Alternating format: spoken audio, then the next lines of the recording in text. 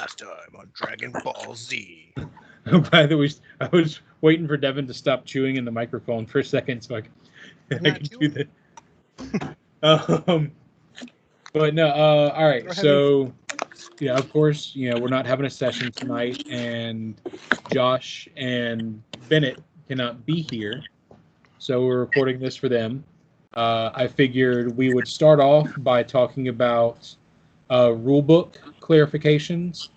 Anything that that's come up during the game that we've had questions on that you might remember, that we didn't clear up in the moment. We can look at the rules in depth right now and clear that up, on tape. We'll also talk about, after that, we'll talk about our own house rules, including bottle caps being substituted for hero points, our hit and crit deck, adding in fumbles, adding in possibilities of something happening if you crit fail when you fire into melee combat. Just various fun things that won't really change the game, but just add a layer of home flavor, home fun. And I figured we would also talk about anything in our game itself that you might have questions on, that I can, answer within reason. Of course, I'm not going to outright give you the answer to things that are still mystery, but I can definitely clear some stuff up. All right. Figured we would start off, at least, with the one that's on my mind. Question that came up in the last session of, do you get moved in the initiative order when you hold your action in combat? Mm-hmm. So we're going to look into that right now. Let's see. I've got page 181 of the core rulebook pulled up. If either one of you guys want to Google while I'm looking at this, we can answer in the quickest way possible. Yeah, I'm Googling away. Yes, you do. You do. Yeah. What are you saying? Hold it action. Once you act is where you go to into the initiative order. Okay. So if you're first in the initiative order and you hold it and you wait till two other people go, you are now third in the initiative order. That's coming from a form. I just typed in initiative orders and holds, and it's on Nether Spire. So you're saying that holding an action changes your initiative order for all subsequent rounds? Yes. Well, that's what this form is saying. Okay. Forums. 4 or 5 people agree with it. So. Yeah. I'm trying to look. Let's see. I'll Control F in this document. Hold action.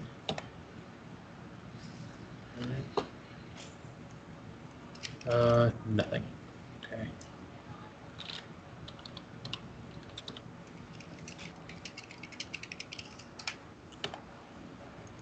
Okay, no, that's not working.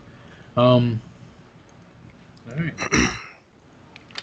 I mean, that's the rule that makes the most sense to me. Because if you're, delaying for just a second, if you're holding on for a second to let somebody else go, you can still only get your actions off in those 6-second bursts. So holding an action delays you, but readying an action does not. Readying an action counts as taking an action. Okay. So I can see why that would be a thing, because there has to be a difference between readying and holding. Otherwise, it's ridiculous. Right. But readying an action also allows you to take your turn essentially right before that thing that you readied for happens, where holding an action, you have to take it like after someone's turn has been completed. That's true. That's true. Right. So yeah, if you say I'm readying an action that as soon as that boar, for example, as soon as the boar steps into sight, I'm going to release my bow. Yeah. Then because as soon as the boar steps into sight, you release your bow, whether he's going to attack or whatever. So this is the example they use for the difference between them. They said readying an action, you can make a move action. Once your move action is, you can say, I ready my action. This I ready the action to swing my. When this guy comes in, I move 5 foot. So you move your 5 foot, which takes your turn. You ready the action. So you're still in the initiative order. Where holding is stating, I'm holding my action to see what happens. Yeah. Yeah. I'm seeing something like that too. So you can take a 5 foot step with an action. Yes. So holding would move. Yeah. So holding would move you in the initiative order. Readying in action wouldn't, from what I'm reading. Right. Okay. I think we're on the same page with that. All right, that makes sense. So we can all remember from now on, holding, will let you move in the initiative order. Readying will not. The other side of that, and something we should also have on tape just to consider. Readying an action means you have to declare what you want to happen. I'm waiting for blank. If blank doesn't happen, you miss your turn for that round. Holding your action allows you to have more freedom. If you hold your action, then you can still take an action later on, even if what you were wanting to happen doesn't happen. Does that make sense? Yeah. Yes. Okay. Sorry, it was really quiet. I thought I was confusing for a second. Oh, you nailed it. All right. I also wanted to look up mounted combat. That's something that hasn't come up yet, but we have Musashi, who is a mounted character, and there's going to be some important stuff that he's going to need to know. Attacking from horseback, charging from horseback, those kind of things.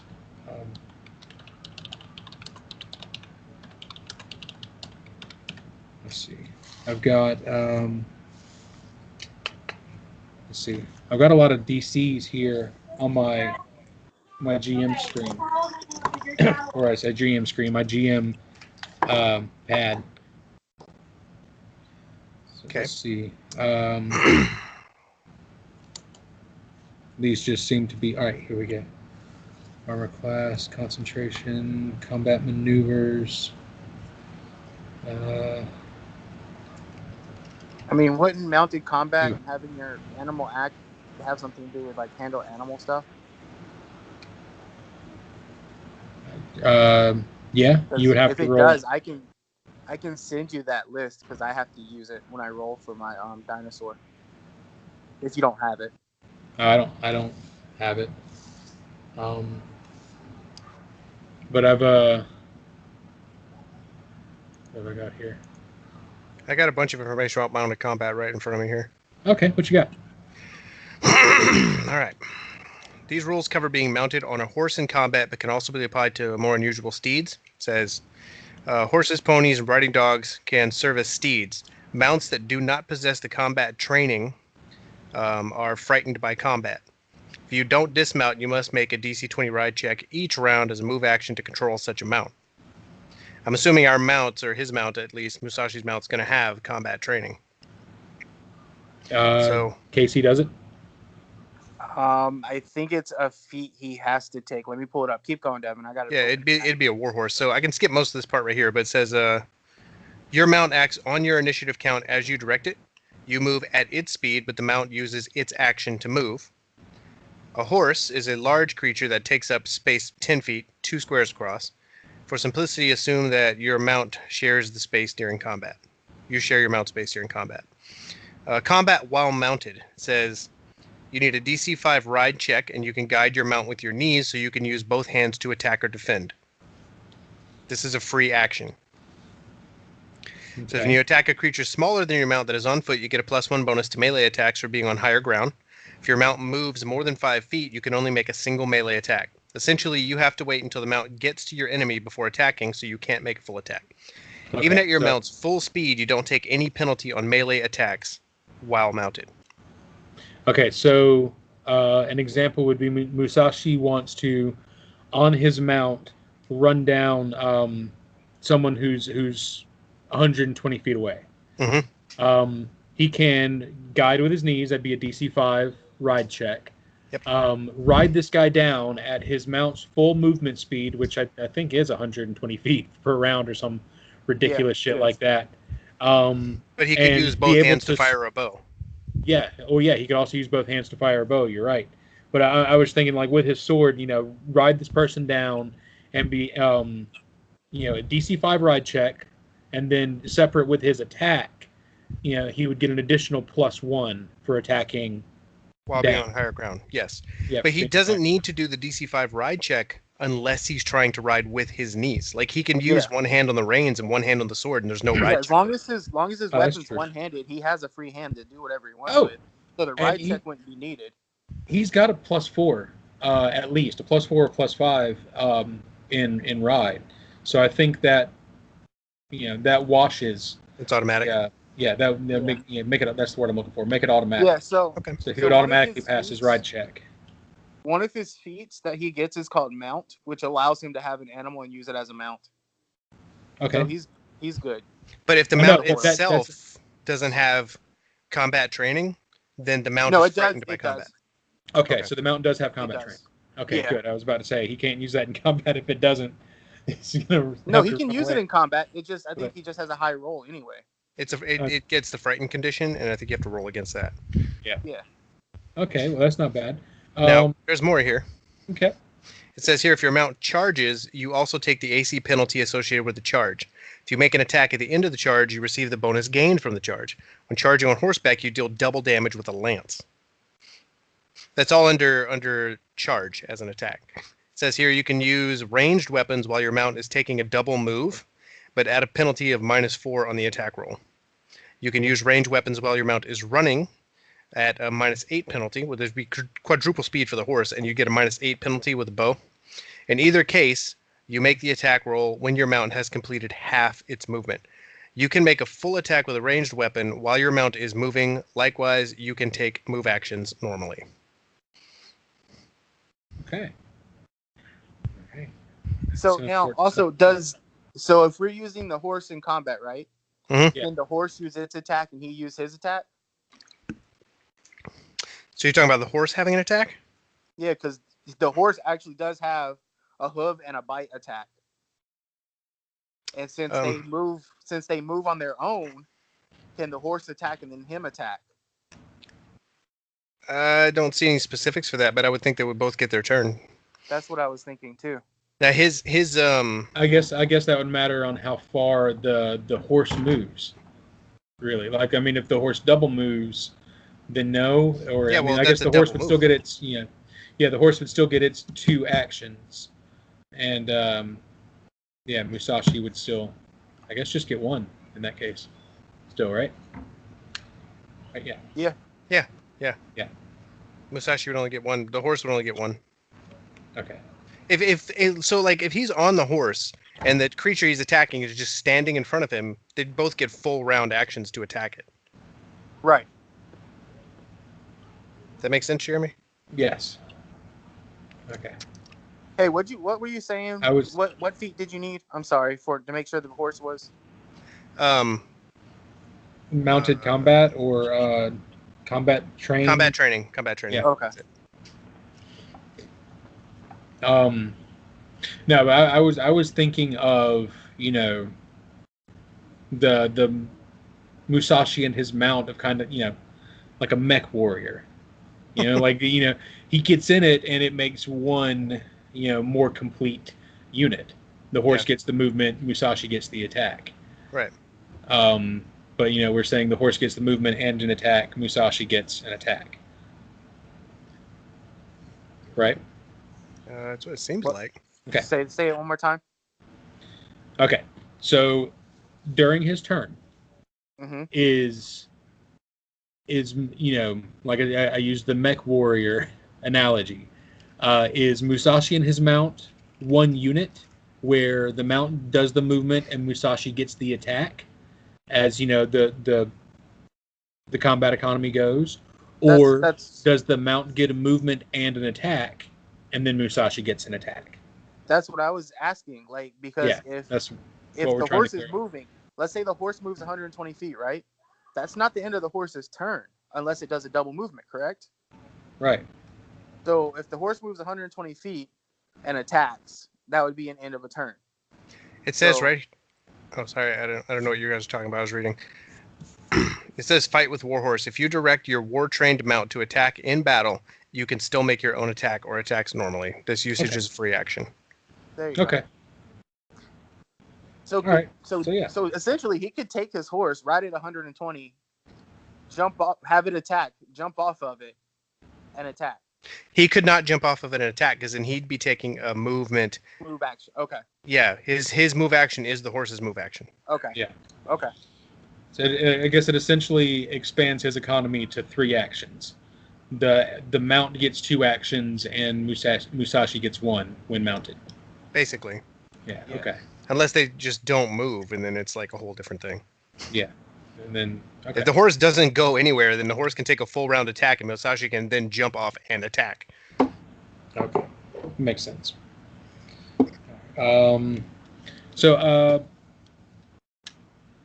we had fights in close combat, close quarters, in 2 of our only combats in this campaign, and it kind of gets clustered up, and people just swing with a weapon, and it gets repetitive and kind of boring for everybody. So we need to keep in mind some of the other combat maneuvers, just some more, not only fun stuff to keep the game more imaginative, but stuff that's beneficial in the game. Some combat maneuvers that are listed on my GM screen. Bull rush, push a target 5 feet, and plus 5 feet for every 5 which your D20 check exceeds the CMD. Mm-hmm. Disarm. There's a whole host of maneuvers that we could be doing that we just don't think of. Yeah, so that's what I'm trying to get it in your heads. You might have to just give us a reminder in the game and be like, hey, these are things you could do. Yeah. Because Musashi is not that familiar with the game either. Like, he could have jumped off and attacked that goblin like that first night, but nobody really thought of it. Right. Yeah. Right. But Josh doesn't know a whole lot about the game. He doesn't, and neither does Bennett for that matter. So that's what this is for. Listing out some combat maneuvers so that everybody can just keep it in their mind. You can grapple your opponent. Of course, y'all know that. You can just grab onto them to either hold them still, or once you grappled them and held them for 1 round, you can use a further action to pull them into another square or wrestle them down to the ground, hold them down. Of course, like I said, you can disarm, you can sunder, which sundering is dealing damage to a specific held item or worn thing. You want to sunder their armor or sunder their weapon. So you'd be doing damage to their item trying to break it. Of course, you could always do an old-fashioned trip. And all of these, the combat maneuvers are your CMB, your combat maneuver bonus, versus their CMD, which is their combat maneuver defense. All those are listed out on character sheets. But I don't know. I thought it might be good to keep those in mind. Have a verbal refresher of some of the other things we can do in combat. If your attacks aren't landing, some way you can change it up. Y'all have any questions about any specific rules? I think we need to discuss one particular rule because I can't seem to find an answer for it. It kind of goes both ways. Using an acrobatics roll to avoid attacks of opportunity. This is something that they never do on Glass Cannon, and it seems like something you should always do. So I'm very confused as to what these rules are for this, because if you can just roll acrobatics to avoid attacks of opportunity, why wouldn't you? All right. To avoid the attack of opportunity for leaving a threatened square, make an acrobatics skill check to move through a threatened area. Failure means provokes an attack of opportunity. And okay, so I honestly I think it's just one of those they are stupid moments. Maybe it's just one of those things that they never think of. Maybe it says, is this a thing like you have to do? It's like in the rules, or is this something that's optional to say I want to roll acrobatics? Because it looks like it's in the rules saying that you should do it every time you leave a threatened square or move through an enemy square. Let's see.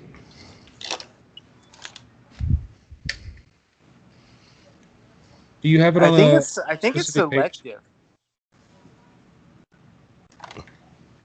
Do you have it on a specific page, Devin? I'm not looking at a page. I'm actually trying to read this stuff in a forum, but what you were saying is basically the same thing they're saying.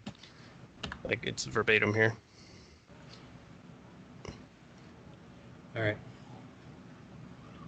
Provoking an attack of opportunity. Making an attack of opportunity. So there's this. So I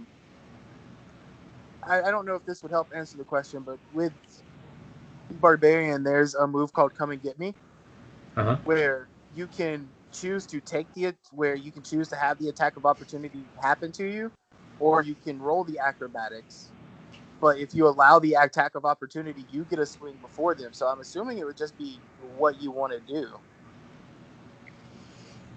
Like, what if your acrobatics isn't high enough? I mean, worst case scenario is you get hit, right? Yeah. But isn't there like you can't move through certain squares or something like that, or it counts as double movement, or? I'm looking at the page in the rulebook right now for attacks of opportunity. I'm reading some stuff right here, and I think this is what's coming out of the book as well.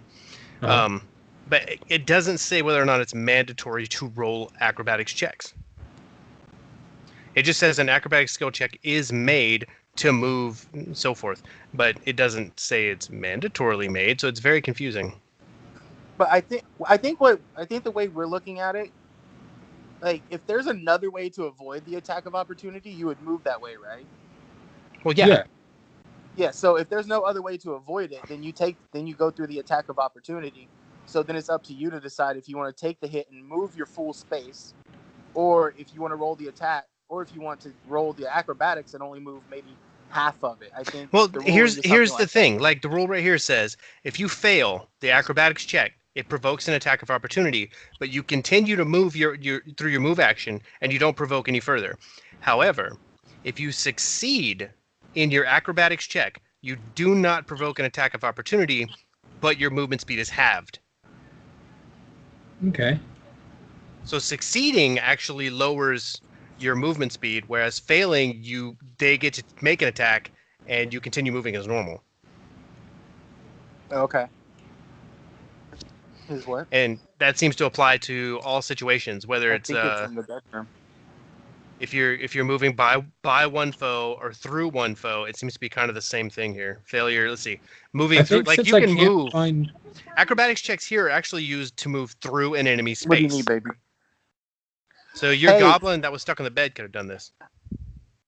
Hey, the form that I'm looking at says have normal actions and reactions that are logical to AOO fall under the reaction category. Can somebody pull up the reaction category? Because it's not linking me to it. Action category. What are you talking about?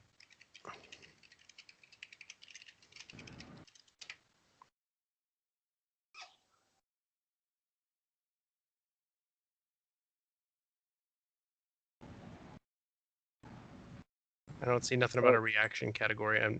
They're talking about 2.0. Never mind. Okay. Yeah. That makes sense.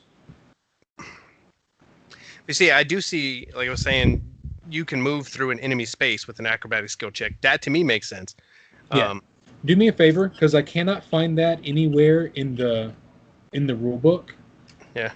Copy and paste that into our home rules section.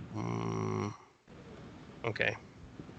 You've grown like you don't like that idea. There's a lot of pictures and crap on this page I'd have to copy around. Well, let me see what I can figure out. I can put I can copy it, but a lot of it's weird. I mean, we can always clean it up. Let me see. I'm just Getting scrolling the. Oh, you may be able to type it out quicker than. Come here, Bob. Oh, I pasted it. It's in there. Okay. It just ignore some of these big gray blocks that are on here because they don't make any sense without the proper formatting. But it tells you the examples and what they mean and what they do. All right. Holy crap, it's on here. All right. So I think we've covered that fairly effectively. Do you have any more questions about rules, or want to move on and talk about some home rules sections? So I think we came to our own conclusion, but I don't know if you want to change it. I was reading about natural attacks while y'all were doing the attack of opportunity because I saw the link. Okay. So for natural attack, it is one throw, one attack, as like one attack dice. So whatever I roll on that dice goes for both. Okay. So it's either a miss or a hit. It's not a miss and a hit. Does that mean that the damage die, where it says you're +3 with 2 claws for 1d4 plus whatever, does that mean your 2 claws do 1d4 plus whatever, or they do that each? They do that each, but instead of rolling for 2 to where I would miss, or I would hit, where I would miss and hit, it's either a miss or a hit. Okay. Okay. All right, well, that makes sense. I mean, I guess that's fair because it's just your and it's your claws plus it your links to like the claw. It links to the skeleton's claw. Okay. So like when they roll, yeah. So then the question is going to become this: if you take a movement action, are you going to be able to swing both claws? Yes, because it counts it's one attack. One attack. Even though you're rolling damage twice. Right. Yes. Okay. All right. Right. Okay. All right. That's good. Casey, will you paste that into the same file? Well, the Casey's in the files. Okay, Casey, will you put a link to that in the chat? Yes, I was going back to attack of opportunities. I was still confused. Good. Because that does make sense. Like if you can avoid it, why aren't we rolling it? Like, is it just something they forget? I think it's just something they forget. I think they've addressed it once as just something they forget.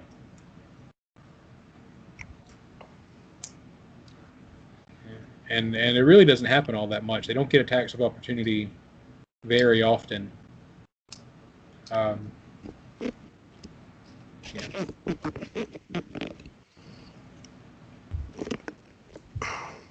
All right. So yeah. Anyways, as far as home rules, we already do bottle caps instead of hero points, and I thought that we might be able to add a couple others. In case you did want to ask something about hero points. Yeah, like what is our rule going to be for them? Like one thing I've listened to, like this is just one thing I listened to. We can state that we're going to use them beforehand and get like a +8 on a roll, and if we roll and then say we're going to use them, we can get a +4. They also allow if your character gets knocked out to where it's unconscious, you can spend 1 hero point to stabilize it, or 2 hero points to stabilize it. But what are we doing? Like right now, what we have is act out of turn, extra action, recall. That one is recall a spell that you've already used, basically. Roll twice, re-roll, and cheat death. Those are the ones that are listed on the battle cap thing here. Okay. How do y'all feel about adding, a modifier in place of, roll twice? Because I think it would have to be one or the other. Either we can roll twice and take the better result, or you can add 8 to. Well, it would be 8 if you declare it before you roll. Yeah. And it would be 4 if you declare it after you roll. Yeah, which is still adding a lot of power to the bottle cap.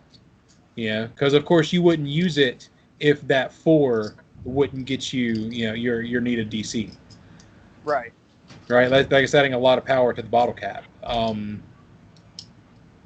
And I think it being able to do, both of those things, and at the same time, I think, Jeremy, that if you allow the adding 8 or 4, I think you should have to announce whether or not you're using it before you reveal the results. So if I roll to jump over a chasm and I roll a 12 and I'm like, I don't think that's enough, let me add this 4, and I get a 16, then you tell me if I failed.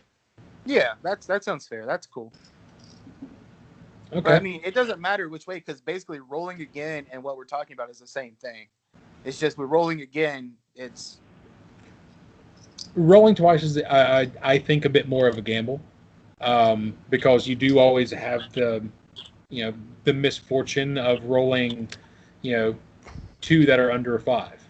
Mm-hmm. You can fail with both of your rolls. Being able to add 8 or add 4 is almost a guaranteed pass. But at the same time, we should be able to be rewarded for, But being able to say, I'm going to use a bottle cap and add 8 to this roll, I think is perfectly fine. Considering, scarcity of bottle caps. But the add 4 part tacked onto the end of that, I really think should only count before we find out if we're successful or not. Yeah, but I mean, like, if you roll, let's say you roll 5 and you're like, let me bump it to a 9. Yeah, like, now did I win? Yeah. I agree with you. I'm not expecting it to be like, oh, I rolled a 5 and he's like, oh, the DC is 9. Well, let me add my 4 to it. No, that wouldn't make sense. Yeah, no, it wouldn't make sense. That's stupid. Yeah. Okay, so we're on the same page about that. So do you want to replace the roll twice with that idea? If both of y'all like it, then I'm okay with it. I'm fine with it because I suck at rolling, and rolling twice isn't going to help me ever. Okay, I'm cool with it. Okay. So so I haven't looked at the bottle cap thing because I didn't know it was up there. So each action depends on how many bottle caps you have. Like, are these more than one, or? All of them require 1 bottle cap except for re-roll. Re-roll is spend 2 bottle caps to re-roll any 1d20 roll you just made. So what do you think about upping some of them, like the avoid death? Maybe that should be like 2 bottle caps. That one does say 2 bottle caps. My bad. Yeah, you may use 2 bottle caps to reduce the damage from a killing blow by half. So what about having one to where if your character is going to die, he can be revived or something? That's what this one does. I mean, it reduces the killing blow by half. If it's a coup de grace, the attack will miss. So, okay. I mean, this one will potentially, if somebody's killing you so much that half the damage still outright kills you, you're probably done. I think Casey's thinking of using it as an afterwards, just outright revive. Yeah. I don't think that's a good idea. Because I think death should matter, and I think being able to just be like, I'm going to hold on to 2 bottle caps in the event that I die and I can keep my character. Yeah, I think if we did something like that, it would have to be like a hefty bottle cap price. Like, it would have to be just to outright revive a character without any of the requisite spells, without any of the legwork or any of that kind of stuff. I would think y'all would have to pool your bottle caps and have like 4 or 5 to just outright bring any one character back to life. Does that sound fair? I don't. I'm. I mean, like, that's what I'm thinking. Like a really high number, like, so that it would force.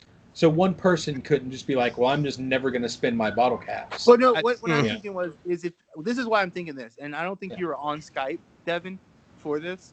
Was when me and you were talking to Bennett, and he was like, my first character died like way too fast, and I just didn't want to play anymore. Wait, what? That's what I'm thinking about. Something like that. Yeah. Because if you roll a critical threat and you roll for 30 and you hit me and you say take half, that's 15. I can still possibly kill him. But that's just because we're early on in the game still. Right, but is it worth, like, my thing is it worth losing a player? But that won't outright kill him either, because he still has his constitution that you have to overcome before he's dead. Yeah. He'll just be unconscious.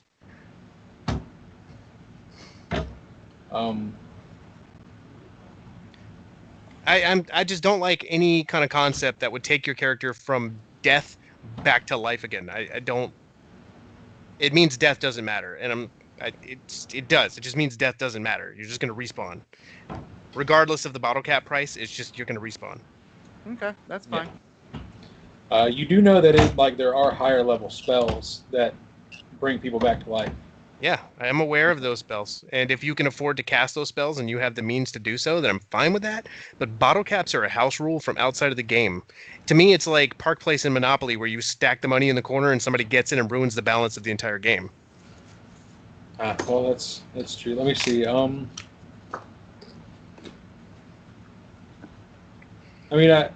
You're right, and I agree with you entirely. And I think death, should be important. Hero points. Here we go. 12 and 179.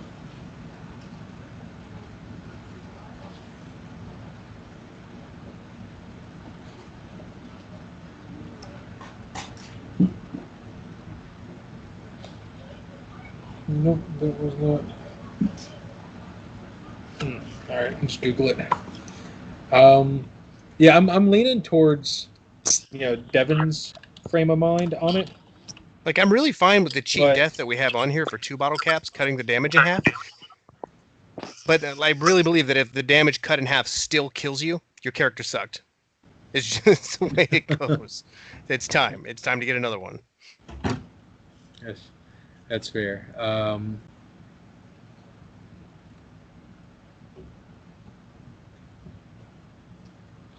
Okay, yeah, see all right.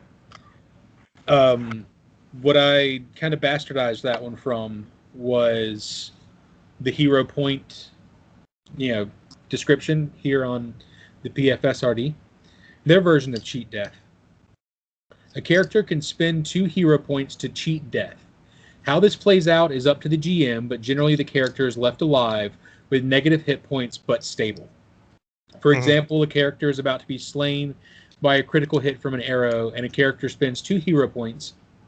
The GM decides that the arrow pierced the character's holy symbol, reducing the damage enough to prevent the character from being killed, and that he made his stabilization throw at the end of his turn. Cheating death is the only way for a character to spend more than 1 hero point. I didn't like that, but yeah, that's their version. Is it's more than just reducing half the damage. It's outright. Yeah. Basically, you just put your character into within the Constitution, so you're not dead. Yeah. Yeah.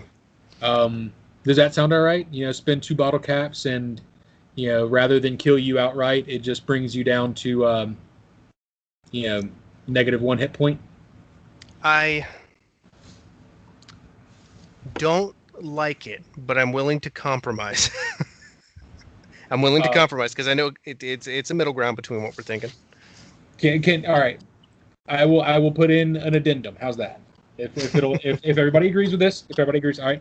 So the cheat death will now use 2 bottle caps, and the killing blow just instead knocks you down to negative 1 hit point, unless it falls under massive damage rules. Massive damage rules say that if you get hit so hard that it knocks your full hit points, like your full normal hit points, under your con, you're dead. So that means you got hit for you got 15 hit points, con of 13. You got hit for enough to take you to negative 28. If it falls under those massive damage rules, then you're dead and you can't use the cheat death. It's a little more risky at a low level, but it gets to the point at a high level where you'll have to be knocked down for negative 150 hit points or something like that. All right, you want to type that up? That complicated me. Casey, what did you think of that? It's cool. I mean, if we want to leave it the original way, that's fine. I was just thinking of losing a player. That was my main concern. Yeah, I mean, and you're right. I don't want to lose a player. I'm not bad. I'm not like upset with the original one. It's just losing a player right now that is on maybe 75% of the time. Yeah, and still I mean, a player. True, and to be honest, like I know how to mitigate those kind of things. I don't know if I ever told you guys this, but in our first campaign that we ran, I had an opportunity to kill the entire party, and I didn't do it because I could tell, especially that particular night, there were a couple of frustrated people that if I killed certain characters, it would have been the end of us playing Pathfinder. so I chose not to do shield, man. I didn't say anything about a shield, but yeah, I mean, yeah, I understand, when it feels right and when it doesn't. Okay. So let's just keep it the way it was then. I'm fine with that. Like. Okay, we'll keep it how it is. I like that anyways. Yeah, we could always revisit this down the road if we really wanted to. My biggest concern with all of what you're saying is that you're using a house rule to objectively throw the balance of the game completely out by allowing a character to survive off of a magic that doesn't actually exist in the realm. That's my concern. Okay. So, and I understand that, but this is, an imagination style game. I get that. Like, I understand that 100%. Yeah. But you think about it this way, okay? You're watching Lord of the Rings, right? And Boromir gets stabbed through the chest with an arrow, and then somebody throws some bottle caps on the ground and he comes back to life. To me, that's the visual, and I don't like it. You're right. And like that's the I would hate that, because that's exactly what will happen with that particular scenario. I hate that because I know how the Lord of the Rings ends, and it's important that Boromir not be there. His death was an integral part of the story. But in a story that we're building ourselves, your death can either be an integral part of the story, or your resurrection can be an integral part of your character. And that's where we have to leave something to you. Yeah. But then like if you use what Jeremy's saying, we could always work in a negative for so many days or something like that. If you want to use it. Stick with the original. Right now, like with mine, I'm thinking like where we're at now and not future wise. And I think if you make the bottle cap price hefty on stuff like bringing us back to the dead or surviving a killing blow and stuff like that, really and seriously, nobody's going to use it if the other ones are more affordable and can be used. You know what I'm saying? Like, I know I'm not going to hold on to 3 bottle caps. Right. I mean, that was my thought with making something that would be ridiculously overpowered a high enough bottle cap price that you'd have multiple people would have to agree that they wanted to derail the game in that way. I think that if you get enough, like, let's say 5 battle caps, you trade them in for 1 shroot buck, 10 of those, and then you can revive. 10 of those, and you can get a shroot nickel. So, all right, I like it like it is. I think we can revisit it in the future if we want to, but like I like it like it is now for the most part. All right. Okay, more house rules. This one is, we currently do critical hit deck, so that when you confirm a critical, you get to draw, a card. Something that, I think we should document now, just for our own clarification, is, of course, when you pull a card, and it has, a damage modifier, and most of them do, so it'll say normal damage or double damage or, triple damage, whatever. That will be added to the damage your weapon does. So say you have a normal weapon that is a ×2 crit. It does double damage itself when you do a crit. And you draw a card that says double damage. Yes. Well, that's going to be a normal critical. It's going to be a normal double damage critical. Right. If it says normal damage, that will reduce by 1. So, it would just be a normal hit plus whatever modifier it gave you. If it says triple damage, that'll of course take you up to triple, quadruple, be on and so forth from that. So you're going to add that to your double damage. Are we saying every one multiple of critical from the card we're going to add to the critical that we normally get from the weapon? Yes. Okay. So if I have double damage on my weapon and I pick up a triple damage card, am I getting 5 times the damage? No. I think that would it. Yeah. So what? Say it again. You're getting 3 times the damage. If your weapon is double and you're picking up a triple, you would just go up 1. Right. Okay. Wait. So if you get a double, it's a double damage no matter what. If your weapon does double damage and you draw a double damage card, it's still double damage. So you're basically just taking the higher one then. Yeah. I saved this. I saved this to my phone because somebody had it written out. Really. Now, what we could do is if you wanted to, like if y'all wanted to think about it, is we could ignore on a critical, right? Okay. Here we go. Ignore the damage on the weapon, and then look at and say, like, if it's a double damage weapon, we draw 2 cards from that deck, and then we get to choose the card.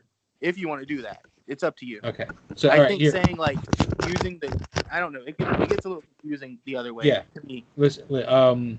Here's the way it was written out online that I tried to emulate that I think I just kind of messed up, and this is the way it'll be used. The crit decks use 2 phrases for damage: normal damage and double damage. Normal damage for a weapon who is normally a ×4 crit would actually reduce it 1 step to ×3 damage. Double damage basically means you use the weapon's actual critical value, so 4 times the crit is still a 4 times crit. And of course, if it adds anything else, that'll be added on. So if you have a 4 times crit and it says triple damage, that'll be a 5 times crit. But if it says normal damage, then it's just a 3 times crit. Yeah, it drops down 1 for normal, and then everything else multiplies it. Right. Okay. Does that make sense, or did we just confuse it further? All your math is confusing me. I've been out of college for a long time. What is he saying, Devin? Is if you have a 2 crit weapon, right? Yeah. And you draw a card and it says normal damage, you just do normal damage, like it's a 1d8. That's it. I don't like cards that make me hit for less than what my weapon should be hitting for on a critical. Well, that's true. I mean, that would be an unfortunate the ones that draw. usually say normal, the ones that usually say normal damage, from what I've seen, you've looked at them more than I have, usually has some like major status effect. Yeah, I guess. Then, like if it said triple damage and your weapon does ×2, or if it says triple damage and your weapon does ×2, you just add 1 to it. Yeah, you just take the triple damage then. Well, in that case, but say for example, you're using a scimitar, which is a ×3 critical weapon, okay, and you draw a crit card that it says ×3 critical. Well, now your critical does ×4. You still take that extra, But a double is still a double. Right. But a triple is now a quadruple. Right. Your math is weird. And a triple quadruple that's is a little confusing. I'm just saying it's confusing. I was all on board and now I'm confused. You know what? Fuck it. We'll call it as it happens. How's that? No, but hang on. Listen. What about what I said, Jeremy? Do you not want to do that way? No, actually, you know what? Fuck it. You know what? Because fuck it. Here's the rule. No. Here's the rule now. Okay, right now, as it's being said, this is what's going to be typed up. Okay, for a normal damage critical card, you will do what your weapon does on a crit. So if you have a ×2 crit, that's a ×2 crit. Okay, boom. That's normal damage for a crit. Done. Okay. If it says double damage, you get that extra, +1 modifier. Yeah. Right. So if it's double damage, you get triple damage or quadruple damage or septuple damage, whatever. Everything higher than normal damage is +1 damage roll. And is that rolling? Are you going to do rolling an extra dice, or are we just taking our damage, multiplying it? How do y'all want to do it? Keep in mind, what y'all do is what the monsters do. I think we should roll the individual damage every time. Like roll for each one. Don't multiply the one roll, because that could suck. Okay. Right. Yes. No, and that's why I asked, because I think Glass Cannon multiplies, and then another podcast I listen to, if it's ×3, they roll 3 dice.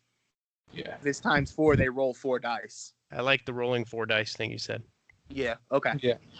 So that's what we will do. We will roll the extra dice. We could also just draw a card from the deck of many things every time we have a critical.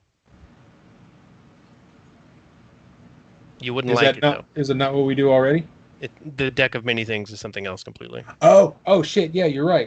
No, we don't want to. God, that'd be ridiculous. No, you would hate that. Oh, that'd be fun. What's the deck of many things? It's a D&D thing. Of many things. It's got some curses. It's got blessings. It's you can become super rich, or you can have your alignment changed. Here, Casey, I'll read a couple to you for fun, and because I'll read a couple for fun, and because anybody who might be listening to this would probably be interested. But you draw a card basically from the deck of many things. So if you draw, let's say, the Jester card, you gain 10,000 experience, or you can draw 2 additional cards. Oh shit! I would gain the 10,000 experience. Or let's say you draw the Moon card. You are granted the ability to cast the Wish spell 1d3 times. Those are just good cards. You may get the Donjon card. You disappear and become entombed in a state of suspended animation in an extra-dimensional sphere. Everything you were wearing and carrying stays behind in the space you occupied when you disappeared. You remain imprisoned until you are found and removed from the sphere. You can't be located by any divination magic, but a wish spell can reveal the location of your prison. Oh, nice. How about the balance? This last one, the balance card. Your mind suffers a wrenching alteration, causing your alignment to change. Lawful becomes chaotic. Good becomes evil. If you are a true neutral or unaligned, no effect. That would no affect me because I'm neutral. So, but anyway, yeah, say there's you're, a bunch of cards you're like Devin and you're an oracle, and that's tied to a god. And if he all of a sudden switched alignment, he would not be in tune with his god anymore and would not have his powers. True. Yeah. So I mean that. I was watching. I can't remember which person it is on YouTube, but they do cartoons of their D&D adventures, and they used a change alignment curse to save a town by changing the alignment of the evil king to lawful good. Yeah, and he became a nice, benevolent ruler. Awesome. So, I mean, in game. Yeah. So I mean, everything can have a good point and a bad point in the deck of many things. So yeah, I just maybe didn't know what it was. So now I know what it is. I'm cool with it. Like I didn't know what it was. It would throw the whole game out of whack completely. It'd be funny. Sounds like it would be fun. I think there's at least for D&D, like campaigns that revolve around the deck of many things. Yeah, probably. All right, but whatever. Continuing on with how we handle criticals. So of course we got that. You roll and confirm a critical, you get a card. If you roll and you don't confirm a critical, right now we do max damage, which on a double damage weapon that would be max, double damage. And we still we would roll 2 dice, right? Well, you wouldn't need to because it would be max. Okay.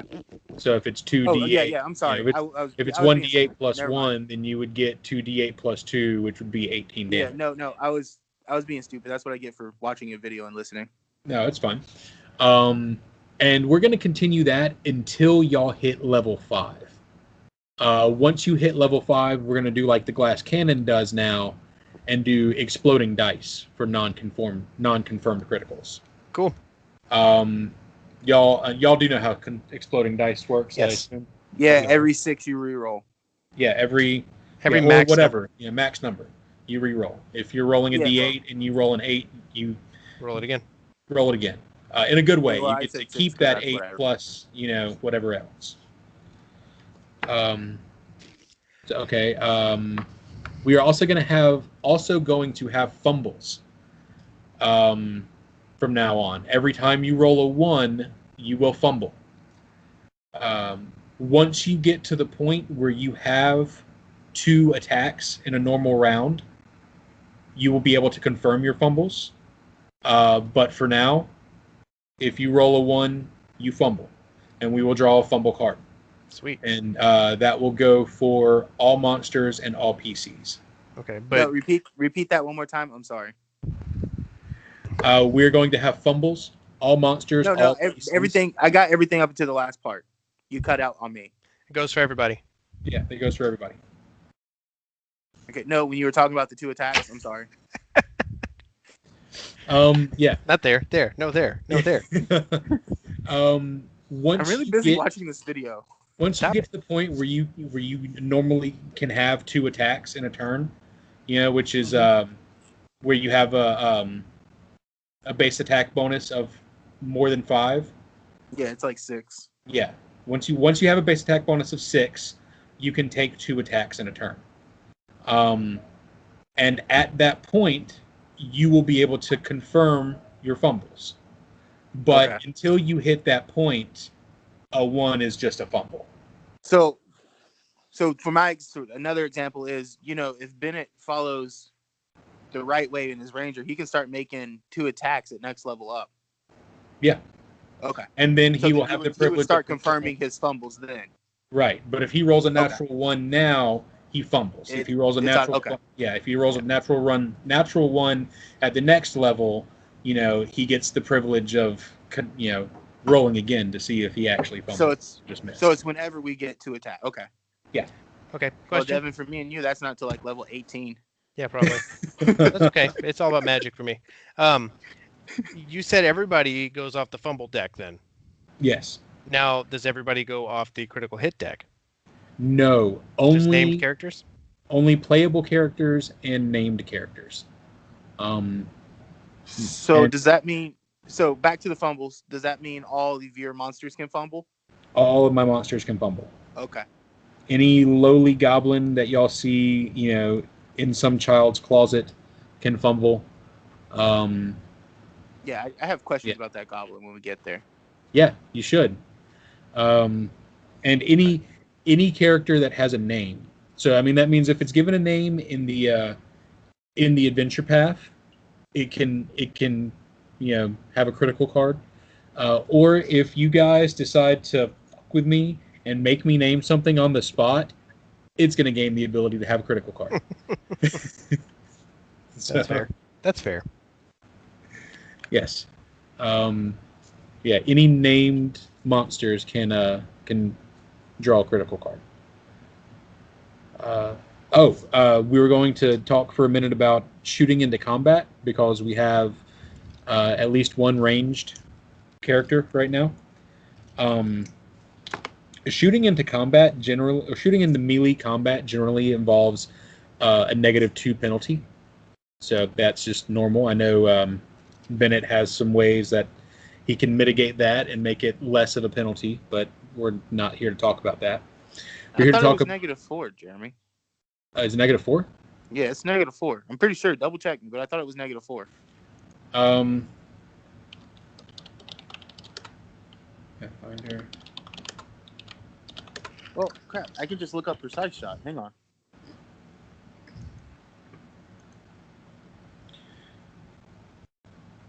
You're right. -4. Okay, I'm sorry. That was my bad. So yeah, if you're firing while one of your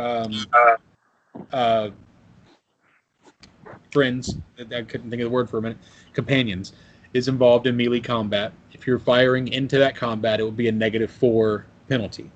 Like I said, I know Bennett has some ways to mitigate that, so he would get it down to -1 or whatever. Go ahead. He doesn't have ways to. Never mind. I'm talking out loud. I'm sorry. Yeah. But we're going to talk about what happens if you fail at that.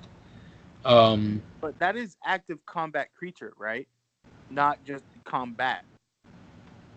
What do you mean? If there's 5 creatures and only one's been attacked, are you saying anything? Because no, I'm saying the one that is if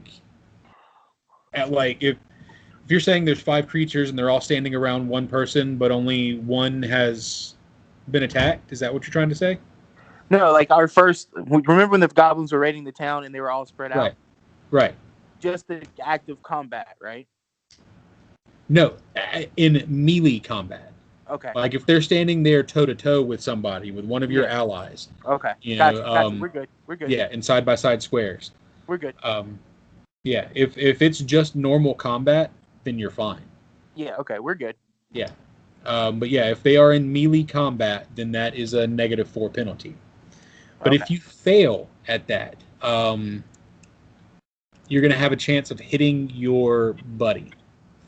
And so we need to discuss right now, is that only going to happen on natural ones, or is that going to happen on just a bad miss firing into combat?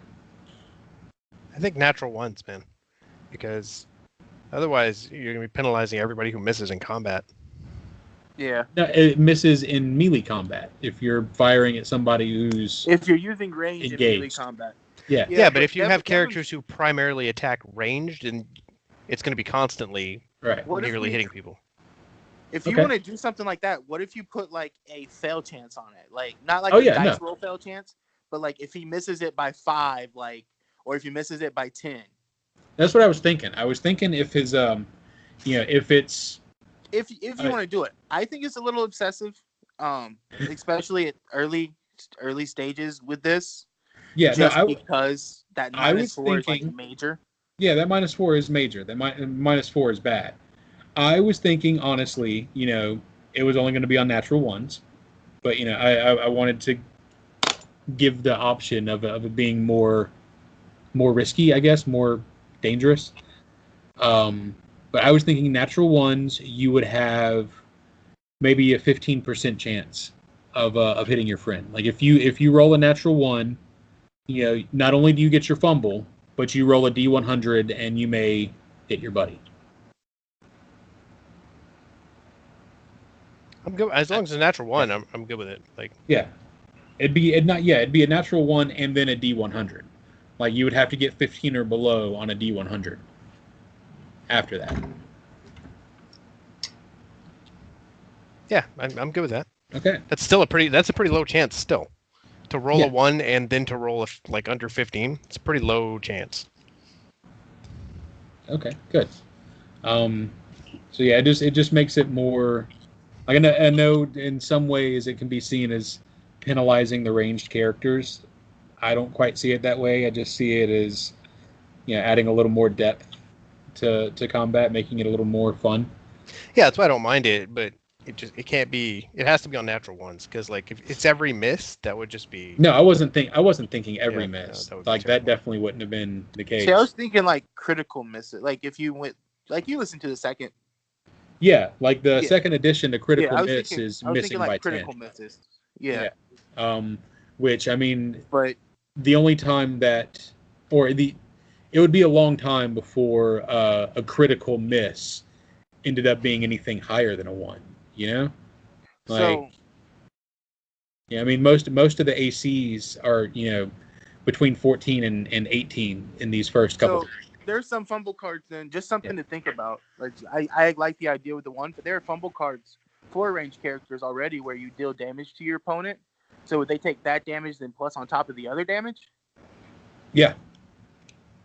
Yeah. So I mean, if your fumble is, I mean, there's a bunch of fumble cards like you dropped your bow or snapped this or hurt your finger, and then you. But there's also some where it's like, oh, you shot so bad you hit your character in the shoulder. He drops his sword and takes 4 points of bleed. Yeah. And then you would take the 4 points of bleed plus the D6 of whatever the bow damage is. Right. Okay. Right. So you really don't want gunslingers, huh? not particularly, but that's the only reason he wants to do this. No, it's really not. It's just because like I like the idea of it happening in combat. I'm just picking on you. It's fine, man. But no, I like the idea of it happening in combat and someone getting shot by their buddy in the shoulder, or in the buttocks. All right, so that's a good bit about Runelords. Did y'all have any things y'all have been questioning about, about the game itself? Anything that I can possibly tell y'all about? I mean, I've got a lot of stuff here. In regards to the story. Yeah, in regards to the story, or like I'll go ahead. I'll start off with this actually. Me and Devin already have it figured out. Oh, do you? Yes, we do. You probably do. I mean, it's really it's not super in-depth mystery. All right, so some things that, or at least the standpoint part figured out. Yeah, some stuff that I figured during your 3 days around town that we definitely glossed over in the last session. Y'all probably would have heard a few more things, so I definitely want to get this on tape. And tell Josh and Bennett to listen to it. I know we're an hour and 5 minutes deep, but one of the things y'all heard a bunch around town was that Katrine Vendor is having a relationship with Benny Harker, who is the owner and operator of one of the lumber mills in town. Vin Vendor hates this because he doesn't like Benny Harker, and he doesn't like the idea of his one of his sweet innocent girls running off and doing anything nefarious. And of course y'all already know that's been distracting him, and that's why Shayless has been able to get away with what she has. Another thing you've heard about Benny Harker is a lot of people in town are upset with him because he runs his lumber mill late into the night and makes a lot of noise pollution in the area of town where he is. Of course, this keeps people up. This is one of the reasons why Vin hates him, because they can hear the saws running from Vin's home. Let's see. Yeah. Of course, y'all have heard about the hagfish. People have told y'all about the yarning competitions that happen. Y'all know what that is. Several people in town have tried to convince you to go drink from Nora's tank. Yes, they have. They have tried. Jokingly, like, hey, you should go drink from Nora's tank. I bet you can do it. Well, I don't remember anybody mentioning Nora, but I probably didn't write it down. Yeah, I think I might have said something that very first session when y'all went into the hagfish, but okay. This is what I'm saying, like stuff I didn't say out loud, but now I'm just figuring y'all learned this through those 3 days, so we're getting it on tape now.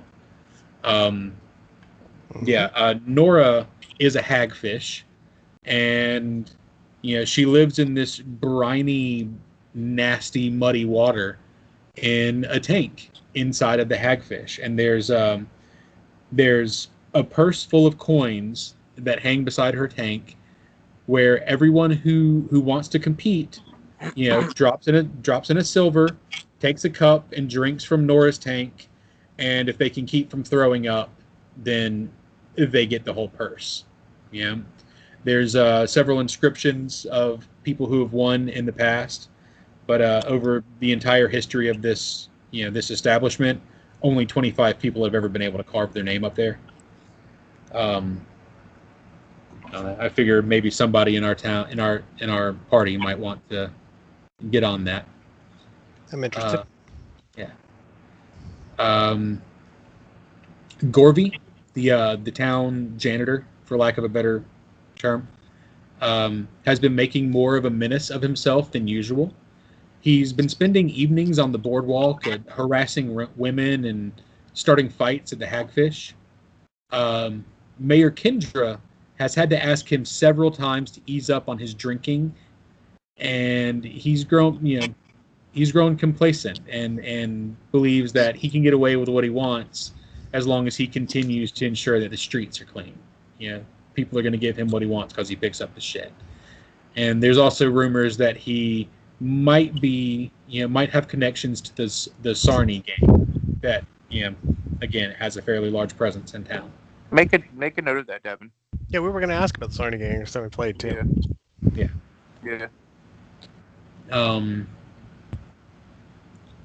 Penny Kesk. She is a local merchant at the jewelry shop.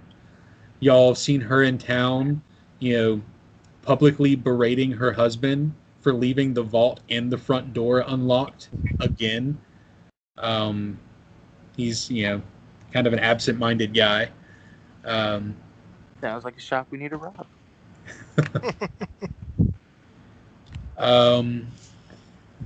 Cthulhu can do something about that. Yeah. Of course, y'all have already met Broderick Quink. He's the local historian. He lives at his own little house, which people call the Sage. He's my favorite. Yeah, that's in reference to him being, wise. There was another.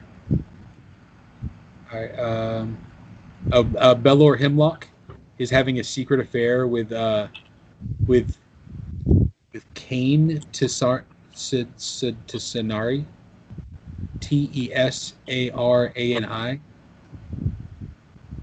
Tesarani. Yeah, Tesarani. Anyways, and she is the madame of the local whorehouse, the Pixie's Kitten. Okay.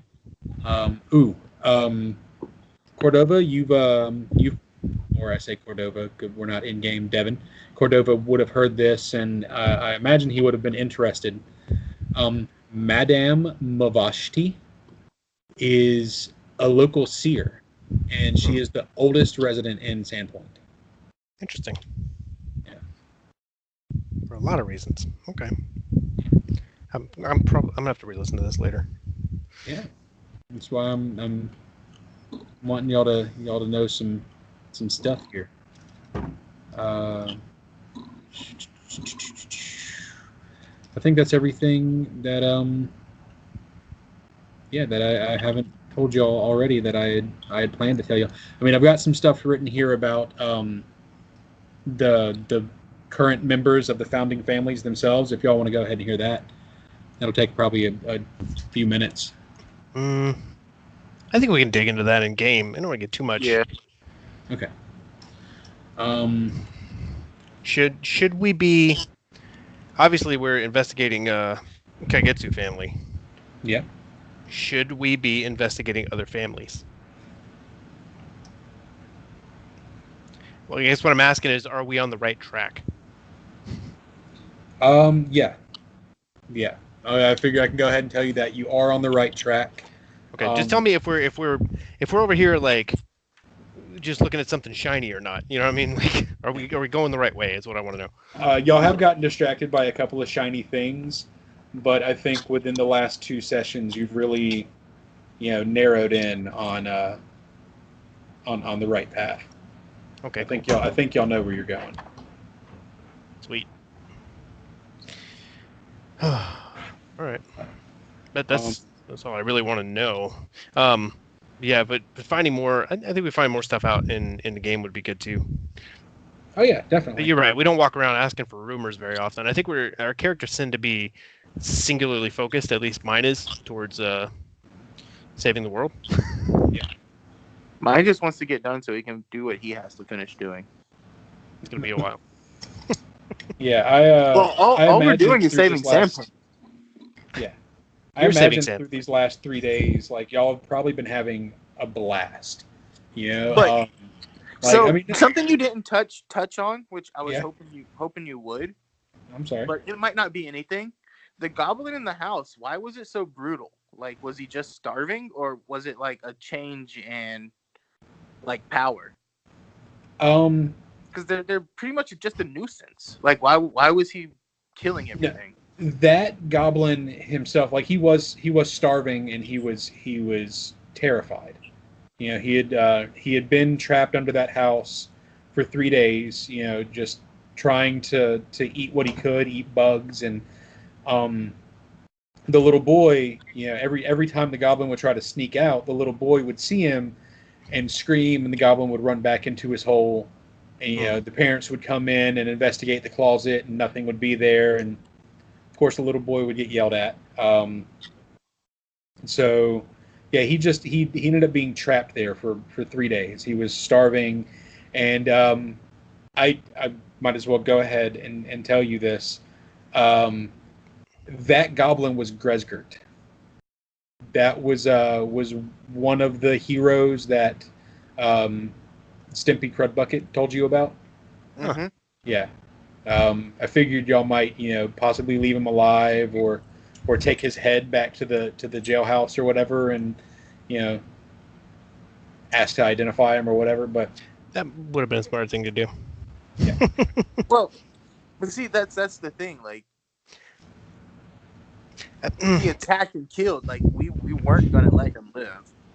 And I think that from Cordova's perspective, the goblins really are a distraction or a nuisance. Like, when you guys are talking about, like, going off, like, here's the goblin hero, I'm going to tell you about the goblin hero, Cordova's completely tuned out. Like, he doesn't care.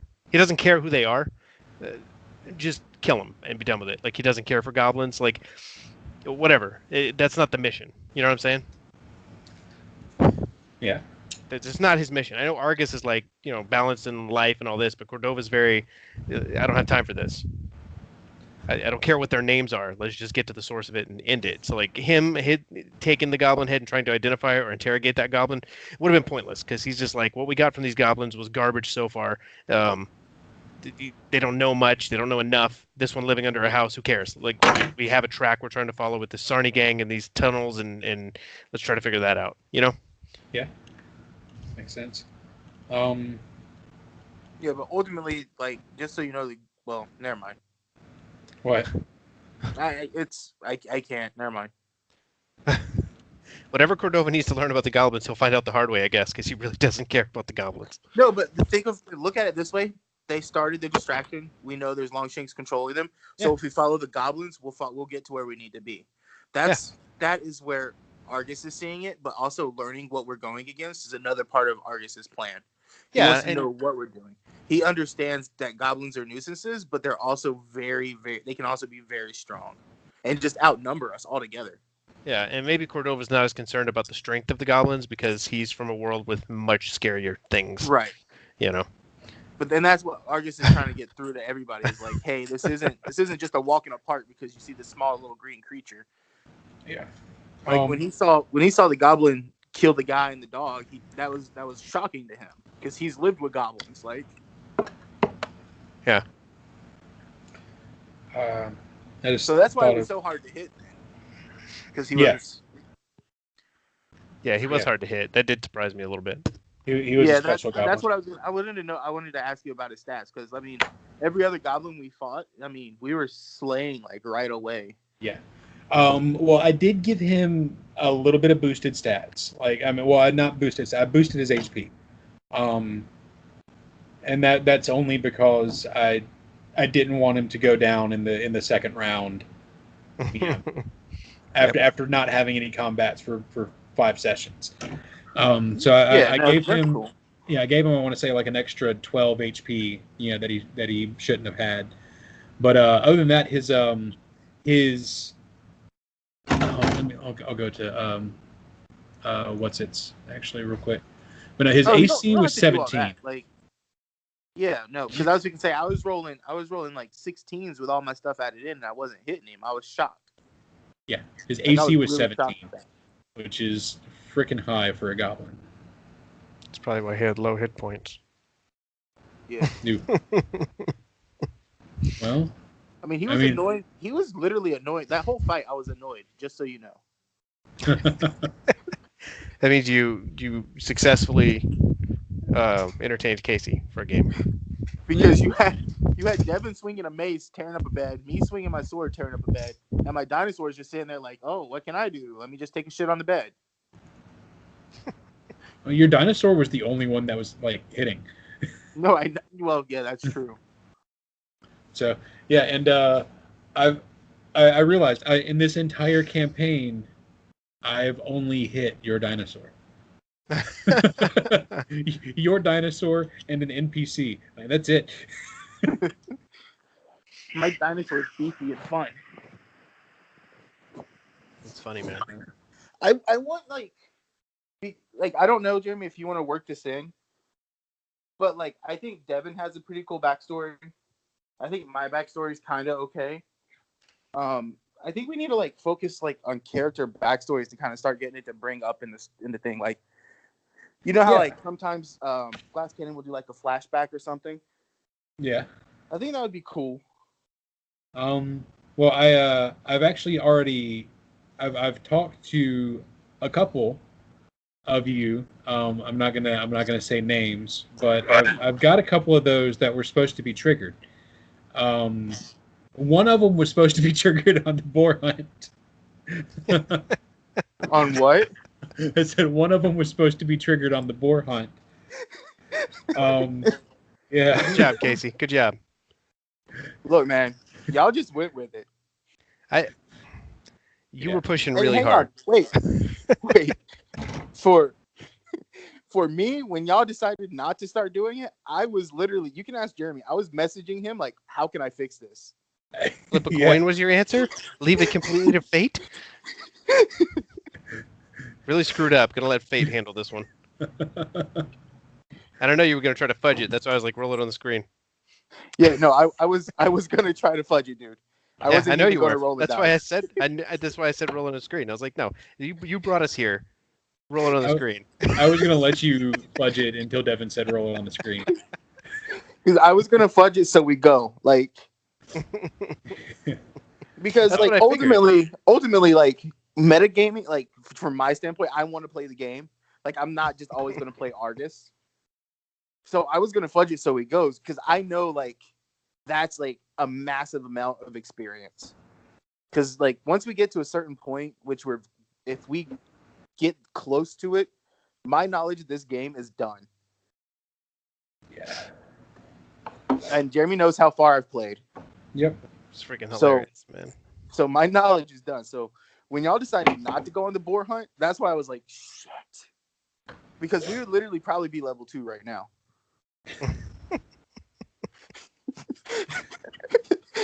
That does bring me to the point that it might not be this next session, it might be the session after, but you guys need to prep level 2 characters. Do what? You guys need to to prep level 2 characters. Yes. Oh, okay.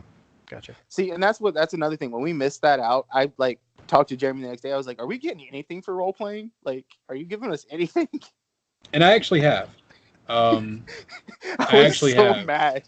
Generally, like the experience only comes from dice rolls. And I definitely give y'all a dice roll. Give y'all a little bit of experience every time that you. I'm gonna lie to this person or whatever. I'll be like, oh, it might be worth 25 experience. But It's freaking hilarious. Yeah. Careful what you ask for, Casey. And then I was, I was just like blowing Foxglove off. I was like, "Fuck you, Fox Hat. Nobody wants your stupid boar. Leave." You made Jeremy so mad. I know he prepped for that, and then Aldern's like, "Forget it. I'm leaving." No, Dude, seriously. Like, I was just. I called him the next day. I was like, "I am so sorry. I didn't think anybody was gonna buy that shitty story." In hindsight, I should have had everybody roll a sense motive, but nobody asked for it. So, like, that's why I didn't. That's a good point. We sure didn't.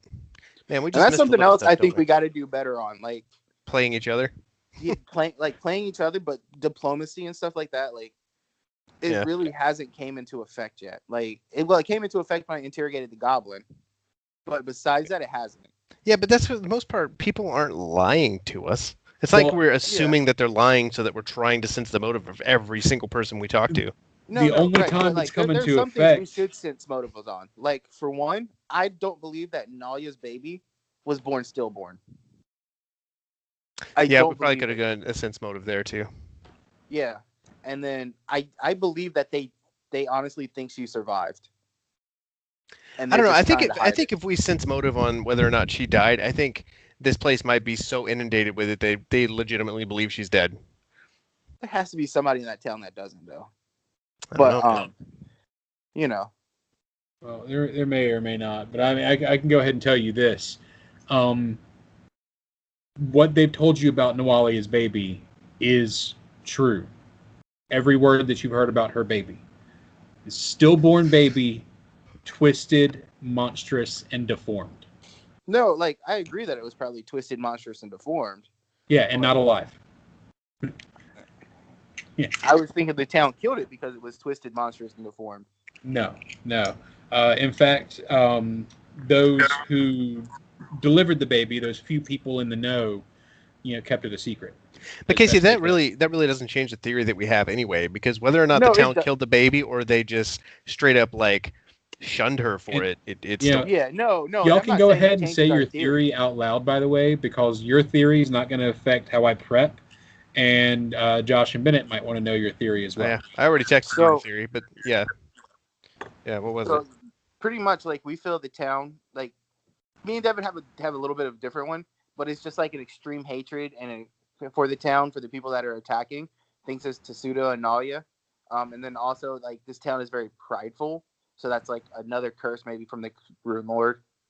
Is pretty much right, Devin? Yeah, that's what I was thinking. This town is either cursed or they're trying, or it's attracted the attention of a Runelord. Yeah. Because I don't know much about the Runelords, but I know it has something to do with the 7 deadly sins. Because I've heard it referenced a few times, unfortunately. But I feel like this town has a lot of pride to it. And maybe I'm completely wrong on that, but that's what I'm getting from it so far. See, like, but that's just like an over. That's what I think metagaming. That's not what Cordova's got going on. Right. So, like, for me, like Devin said, the pride thing, to me, I see where it comes from. But I just think it's an extreme hatred from the town because when you look at, like, Nualia, and her baby, for example, like, she was probably shunned for it. There's probably some other stuff that people thought, why did this baby come out so deformed and blah and all this other stuff? So there's probably, like, shunning and outcasting and just hatred. And then Tsuda, we found out that he's a bastard child. Nobody in his family really likes him, like, except for his mom, and she died. And then he probably has hatred for the town because he feels his mom was murdered by his dad that raised him. Yeah. So, like, hatred there, and whatever they're doing involves, like, these bones that were found, and they're probably raising a demon or something like that to destroy Sandpoint, is what me and Devin talked about, with the pride thing being included. Okay. I think ultimately it's and Jeremy made different references as to when we asked what you could do with those type of bones, and one of them was like use them to gain power. I don't know if that was a red herring or what the case was there, but I mean it could also. They said there might have been 4 of the Longshanks in control of the goblins. It could be Nawali and Suto, and then they could have thralls that are Suto's mom and this dead priest that they took the bones for. That could be the 4 people that are in charge. And they could be using this whole thing to, like I said, summon a Runelord to exact vengeance on this town. True. But this is where, like, my knowledge comes with playing, and I want to tell you so bad, Devin. Now you know what it's like to be a GM, Casey, when you know the answers to the story and you have no one to talk to about it. I want to tell you so bad because you're like right there at it, except for you. I can't. I'm sorry. That's fine. Don't. I'll live. I know. Yeah, like you guys are, in some ways you're like very well on track. In some ways you are a little off, little Yeah, we'll figure it out. Misguided. But it'll all come known soon. Yeah. Cordova's going to keep pulling his strings until something shakes loose. But he honestly he feels whatever's going on involves a Runelord of some kind, but he doesn't know how exactly. So yeah, but he feels like everything is that's the problem. Like we're sitting there worried about the names of some goblin heroes, and he's over here like, yeah, but there's a fucking Runelord coming. Right, but see, that. Like, we don't know that. And so he tries to explain, like, it's coming, and nobody really is listening. But like you're saying, like, this, like, to us, like, the goblin attacks are major because it doesn't happen. Yeah. Like, I get something is causing them to, and this is major because maybe it happens like every now and then, but this has been like a lot. So, and then they're working together. Throw up some red flags. Yeah. Yeah. So for us, that's it, and that's why it's important. And that's why Argus is like, no, this is what we have to look forward to if we decide to venture out. Also, I did that for Musashi, for Josh, because I really felt like he just wanted to shoot straight to Thistletop. And I was like, we are fucking dead once we step in that forest.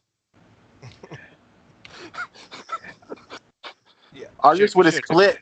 Like, I mean, I do say I regret mentioning Thistletop quite as early as I did. Yeah. That was a little bit of a misstep. Yeah, that'll happen. I did that a few times when I was running that last campaign too. It happens. But I'm glad y'all did, because I mean, I even felt like listening back to that episode, it was like that still sounds like an endpoint. like please don't rush off to fight the end boss now. That's what I thought. You were like Thistletop, and I was like, time to go. Let's go to Thistletop. Right, and like when Jeremy did that too, like I called Jeremy a lot because I want to compare like the game that I played to this game because I want to know what is story and what is game. So I called him. I was like, why would you send us to Thistletop so early, dude? I was like, I'm not going. If they decide to go, Argus is deucing. Yeah, no. If you reason it out, they're not going to go. I mean, it's literally a goblin stronghold. You're not going to walk in there. You know? Right. Well, y'all didn't know that at the time. Now we might be able to take the head of that goblin we just killed and hold it up in the air and walk in there with one of their heroes, heads in our hands. No, Isn't he in the belly of a dinosaur? His head? I don't know. I just know he started eating him. I don't really have control over my dinosaur. He's pretty much just literally, if you look at his stats, he just has attack and guard right now. So all he does is defend me and then attack what I tell him to attack. Nice. So when he eats, he just eats. Hey, so Vin Vendor obviously blocked us because of Cthulhu, right? Yes. So my initial reaction is to go and punch Vin Vendor in the face. Doesn't he like to hang out at the Hagfish? He does. So that might be another point for us, Devin, to go to the Hagfish and challenge him in a drinking contest.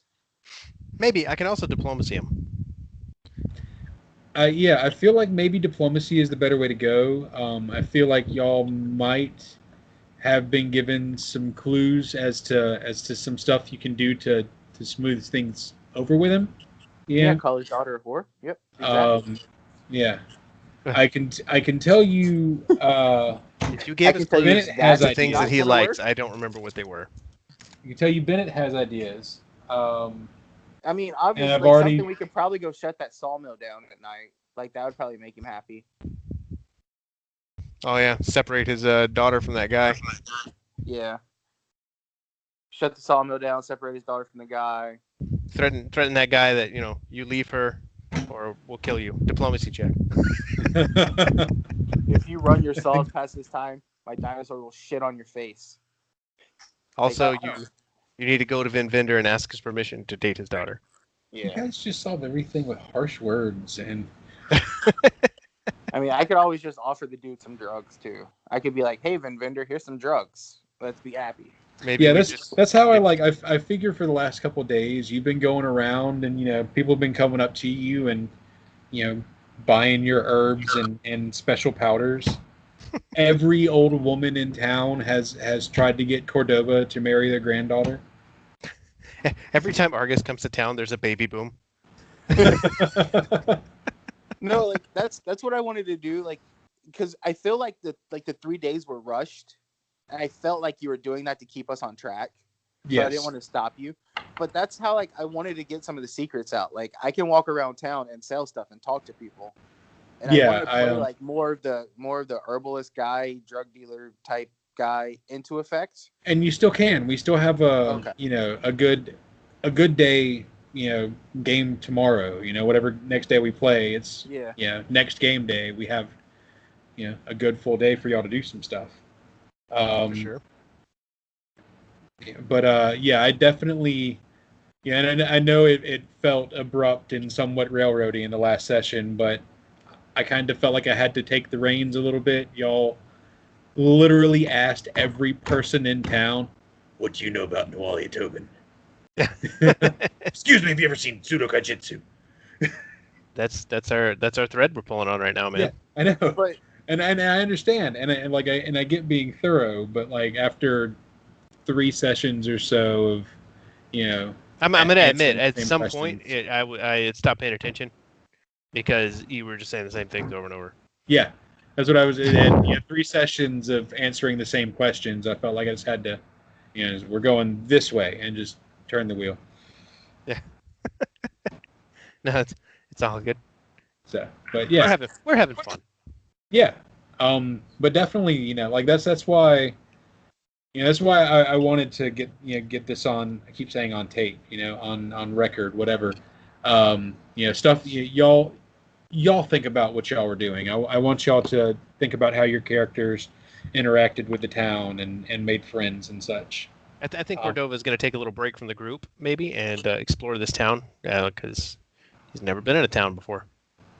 Yeah, something that I may have, at least I feel like I've been somewhat unsuccessful at is, I'm supposed to endear you to the town of Sandpoint, and then not for nefarious means, but as this is a recurring town throughout. Yeah. Well, I wouldn't say you failed at it. I mean, I am wearing the Sandpoint armor now, so. And honestly, I don't think I'm portraying it enough, but Argus is getting scared because he's becoming known now. So, his whole past could just blow up in his face. Is how he feels.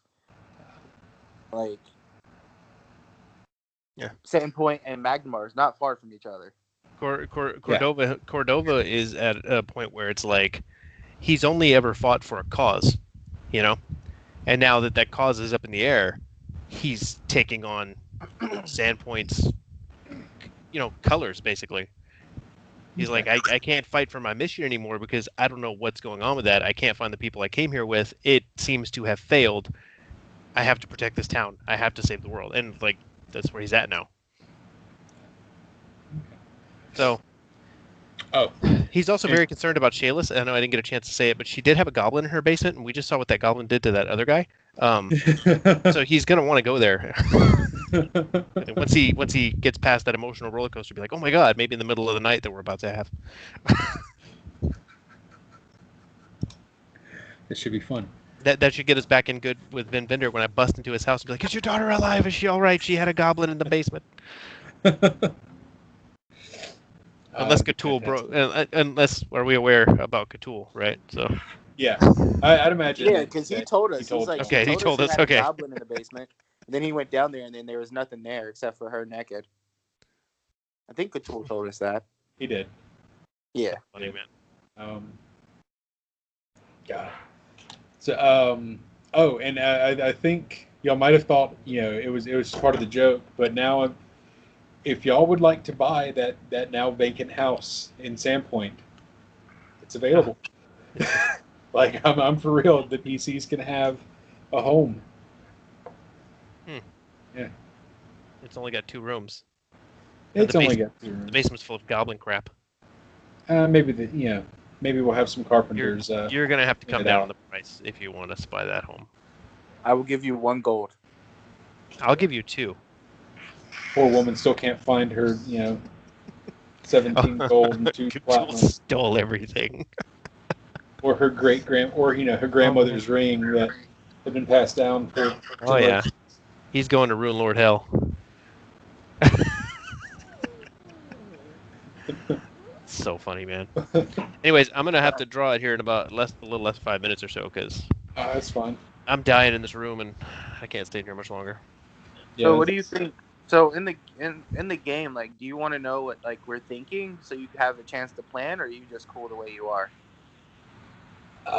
I want to say I'm cool the way I am because I do have fun doing improv, but if y'all are thinking about going to search for a specific location or going to talk to a specific person, I might want that little bit of heads up so I know what to research.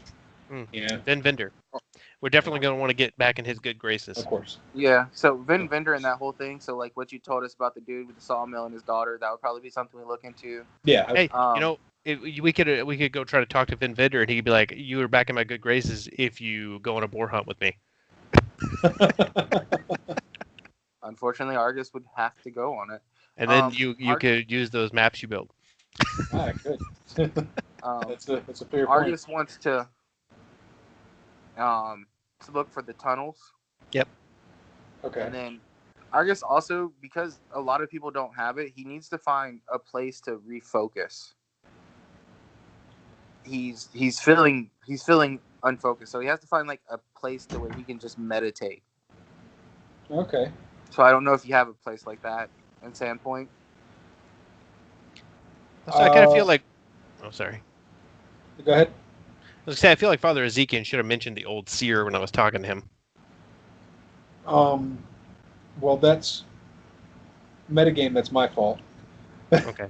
Then you can probably just retcon that as if he did mention it, because yeah, it's like, hey, I'm having trouble with my future and past. Oh, maybe you should see the seer.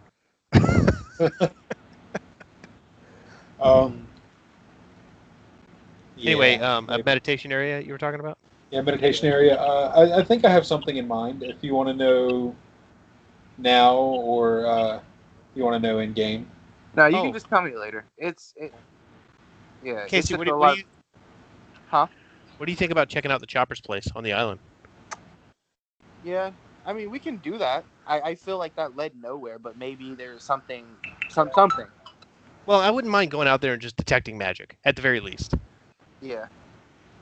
But before we even do that, like Argus, with all the killing and everything, he has no choice at this point. He's gonna pop his top. Yeah. All right. Yeah. Yeah. Because I mean, like, no, this comes from like just knowing like druids. It's not my backstory. So druids walk around with a holly bush or a sprig of holly, and it has berries. And when they tell somebody they're going to do something, or they promise they're going to do something, they give a berry. Mm-hmm. And that berry doesn't rot. So you have a berry, and then he's given a berry to somebody else that y'all don't know about, and he's had to put that quest on the side. That's like, I don't know if you heard it. Where last session he went and found like a tree and hid a pouch in it, because that's his promise. Right. So he's like, he's confused at what he wants to do. He wants to help save the town, but he also knows that he has to finish it. And then he's been randomly killing things and more bloodshed than normal. And he's totally fine with his dinosaur killing things. Well, he has no control over his dinosaur. Seems like you should be able to control your animal. Yeah, well, so game mechanics, he has no control. Yeah, because based on some things that you've said here in a few minutes, I don't think the thing I had in mind is going to work. But there's a bridge that leads out of the main area of Sandpoint to the south. It's called the Sandpoint Bridge, and it crosses over into a nice, peaceful-looking beach with some wooded area on the side. You could have just waited till the game, dude.